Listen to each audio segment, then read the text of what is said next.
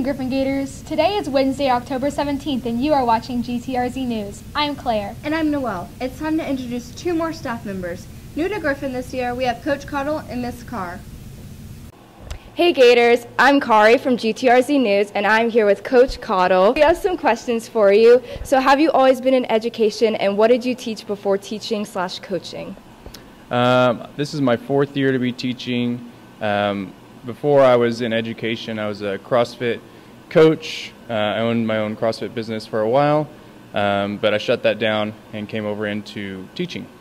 Tell us about your family. Are you married? Do you have pets or kids? Yeah, I'm married. We've been married for 5 years. Her name's Sarah. I have a 17-month-old son named Cooper. We used to have some pets, but we got rid of them. What is one goal for your students this year? I say one goal would probably be for them to enjoy learning about history.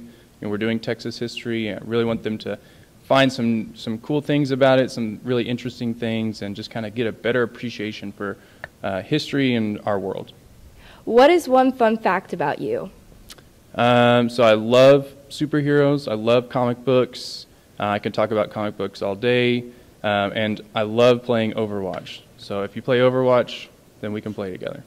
I'm here with Miss Carr, and I'm going to ask her some questions. First question, what did you do before education? Actually, before education, I was a trainer at a mutual fund company. So I'm actually a business major and then decided to go back to school for education. Why did you choose to do education? When I was a trainer, that is education in a different sense. I just trained adults, and I decided that I enjoyed it, so decided to become a teacher for students. What main difference have you noticed between middle and elementary school students? There are lots of differences. I think a difference that I see is middle schoolers are a lot more independent, and that kind of goes into the next question as far as the goal that I would like for students. I'd like for them to continue to be independent, be self-motivators, and be an advocate for themselves. Finally, what's one fun fact about you? A lot of people don't realize it, but years ago when I was in college, I won a contest on the radio where they awarded me some money just for having Social Security number called on the radio.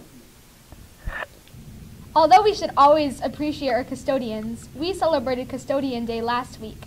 AJ and Kevin spoke to Mrs. John and Mrs. Browning about showing our appreciation.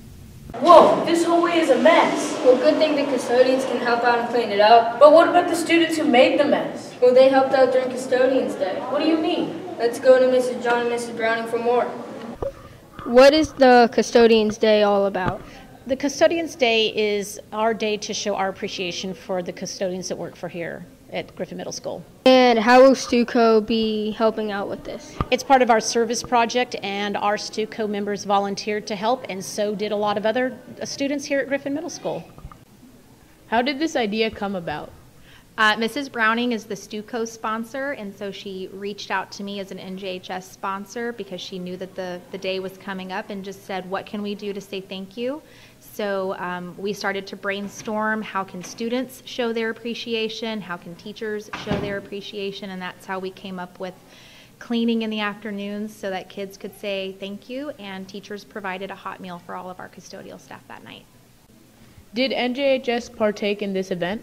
Yes, we used this event as one of our NJHS-sponsored school service projects, so several of our members participated.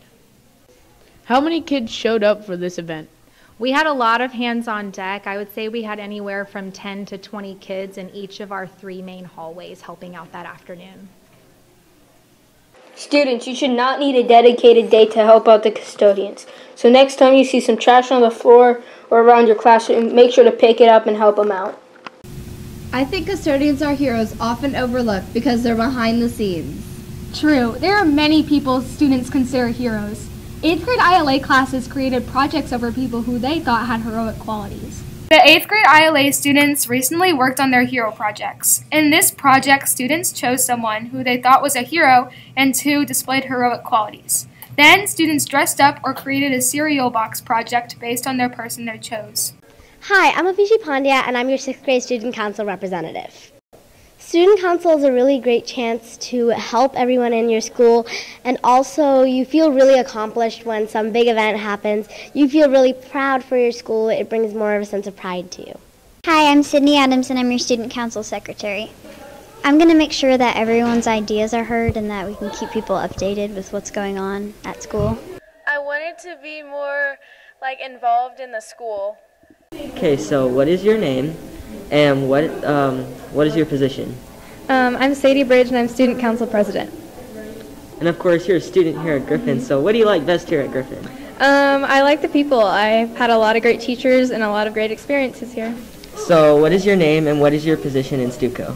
I'm Lauren and I am the 6th grade representative. Why did you want to run for your position?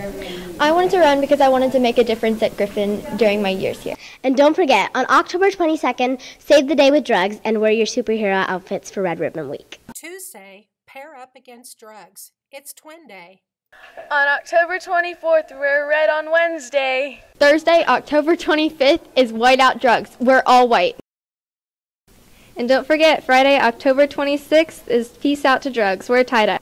Commercial break! I told you my crush, now who's yours? You probably don't know him, he's shy. But what does he look like? Do you have your yearbook? No, my mom forgot to order one. Good thing they're still selling them. Really? Where'd you get one? At JostinsYearbook.com. Only $25! Commercial break! It's over!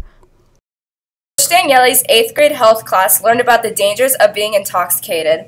They used simulation goggles to complete different obstacles around the room. For example, walking in a straight line, playing catch, or even giving someone a simple high five. This taught students how being intoxicated affected their abilities to do everyday tasks. The winners of the Penny War had a Slushy party 2 weeks ago. The winners for 6th grade were Miss Mims, the winners for 7th grade were Miss Hamrick, and the winners for 8th grade were Mr. Glenn.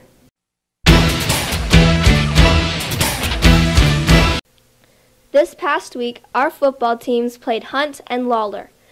8th grade A and B team beat Hunt. A team was 20-0 and B team was 6-0. 7th grade A team got beat by Hunt 0-14, but B team shut down Hunt 22-0. Lady Gator volleyball took on the Nelson Nighthawks last week. All 3 teams from 7th grade won, as well as 8th grade A and C. For district standings as of last week, 8th grade football is 3-3 in district play, and 7th grade is 5-1. 8th grade volleyball is 7-0, and 7th is 6-1. Hey Gators, let's pink out the stands at our games against Calm Middle School. 7th and 8th grade volleyball games are tomorrow night at Wakeland. 7th grade football plays Monday, and 8th grade football plays Tuesday. All those games are also at Wakeland High School. All proceeds from the shirt sales go to the Look Good, Feel Good program, helping women going through cancer treatments feel their best. Broadcast has adopted a Gator reporter mascot. We need help picking a name. The options are Gordy the Gator, Al the Gator, Greg the Gator, and Gordo the Gator. If your teacher allows, go vote online. If you can't vote in advisory, go vote after school. Make sure you type the URL lowercase at bit.ly/namethegator. That's all for now, Griffin. See you in 2 weeks.